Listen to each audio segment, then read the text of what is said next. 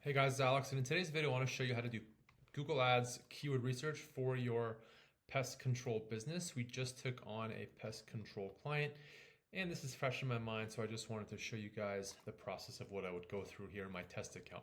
By the way, if you need help with your Google Ads for your pest control business, you can click the link down below and book a call with me. I'm happy to take a look at everything, answer any questions you might have, and see if there's any opportunity to work together. In any case, from your homepage in Google Ads, you just want to click on Tools. It's really this straightforward, especially to get a basic campaign up and running.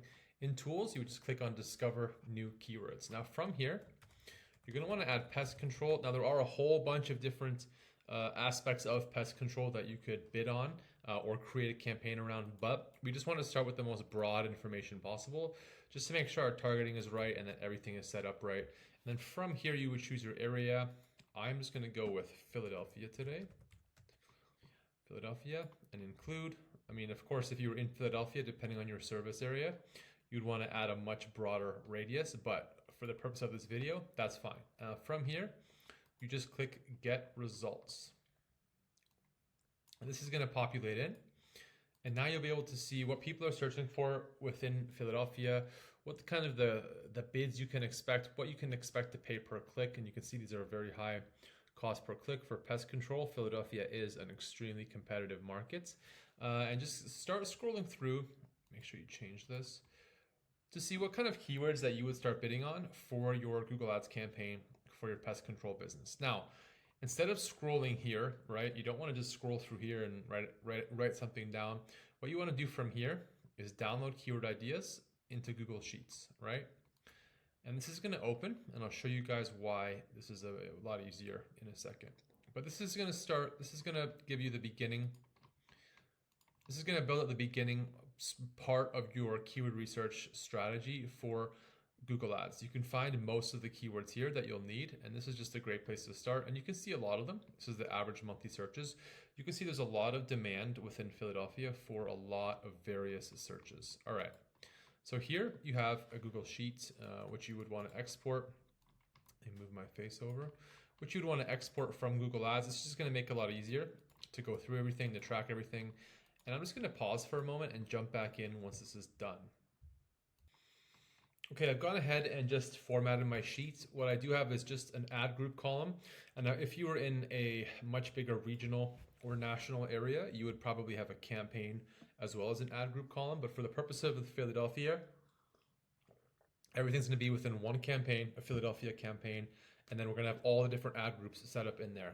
So what you would now go through is go through the keywords, and you probably wouldn't do all 800 or however many there were, but you would want to go through a few hundred of them just to make sure you're adding the right content, the right keywords to your ad groups for targeting, right? So what you would do is you would just start, as this would just be a broad pest control search, right? So this is a great way if your budget is, say, $50 to $100 and you just want to get those broad searches. What I can see here though in Philadelphia is that the broad pest control searches actually command a much higher cost per click as opposed to more specific searches. So for example, bed bugs is too broad of a search. You don't want to bid on just bed bugs. So you would just add that to your negative keyword list. It's too broad. It's an information query. It's not a commercial query, right? But if you look here at the top of page and bottom of page bids, which is about what you would pay per click, if you look at something like the top of page bid for pest control, it's $50 to $60 for exterminator per click, right? That's going to cost a lot of money. But if you scroll down and you can see something like wasp nest removal, it's $23, but it's $6 at the low end for a click for people searching for wasp nest removal. Whether or not there's enough jobs for wasp nest removal in Philadelphia, there might be in the summer, is you're going to have to know that about your market, right? But squirrel removal, for example, a lot of these are going to command a much lower cost per click and are what you're going to want to bid on if you have a lower budget. If you have a higher budget, that's fine. But let me show you what to do here. This would be in a pest control broad ad.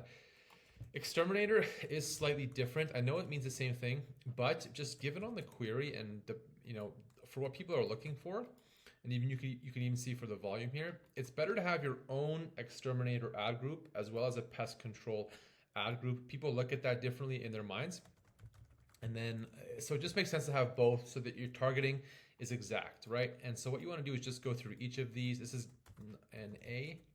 Termites is NA because that's an informational query. Orkin would be competitor. If you're not spending $300 a day or more, I don't recommend bidding on competitive keywords.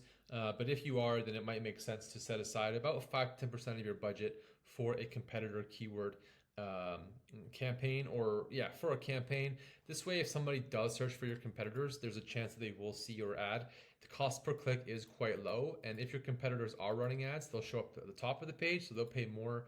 And there's a chance, every 10 or so clicks, someone's going to call you and ask about your services, right? And so what you want to do is actually make these different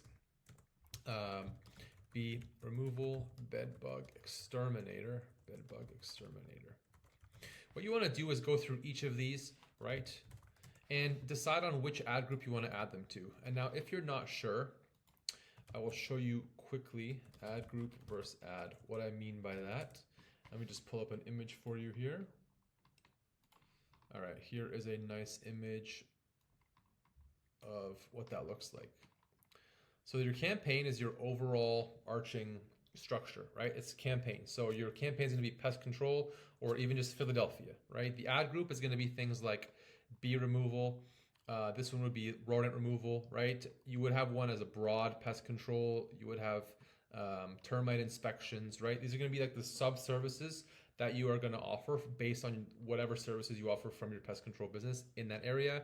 And then ads below that. So you have ads that go in the ad group targeting that sub-service under the campaign, which is either going to be pest control as a broad campaign title or Philadelphia if you are targeting in different areas. So what you're doing here is just going through each of these and finding which of these keywords you want to add to which ad groups.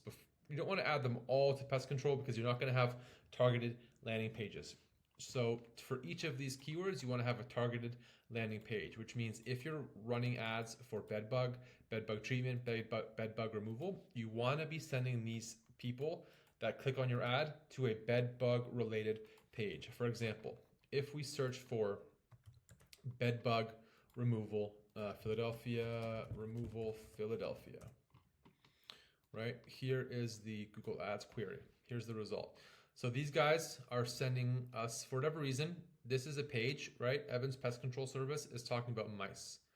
It says mouse control Philadelphia. Let's see where they're sending the ads to. We'll be there to get rid of bed bugs. This one is really good, right? But it's Terminix Pros, which is a pretty big company, as well as Orkin, right? So two huge players in the pest control space. But this is a prime example of how not to run your ads. Is when this does load, Evans Pest Management is sending ads to the wrong page, which is going to just be a wasted click for them, because people that are looking for, like we had said, bed bug treatment, there's no point to send them to a homepage. And if you are looking for bed bug treatment, you are probably not going to find this page relevant enough. There's nothing on here that for me as the user looking for bed bug treatment, this doesn't make sense to send someone to that page when it's not focused heavily on bed bug treatment, bed bug removal. In any case, right, what you want to do is go through each of these keywords, right, and decide which ad group to add them to. From there, you go back into Google Ads, right, and then you go to campaigns, and then you would start, or you just click create, and then you would just start building out your campaign or your ad groups, depending on what you're targeting and where you're looking to grow your pest control business and for what services. It's really that straightforward. I don't know how easy it is, because there is a lot of different things to take into consideration. For example, if the query is an informational query or a commercial query, competitors, right, as well as how much you're willing to pay per click within that range that Google Ads is giving us. But it is fairly straightforward to find the right keywords and start building out those ad groups to get the information you need to actually drive leads from Google Ads. If you guys have any questions or you want me to take a look at your Google Ads account, feel free to click the link down below. Book a call with me. I'm happy to take a look at your campaigns, answer any questions you might have, and see if there's any opportunity to help you grow your pest control business through Google Ads. In any case, if you made it this far, thank you for watching, and we'll see you in the next video.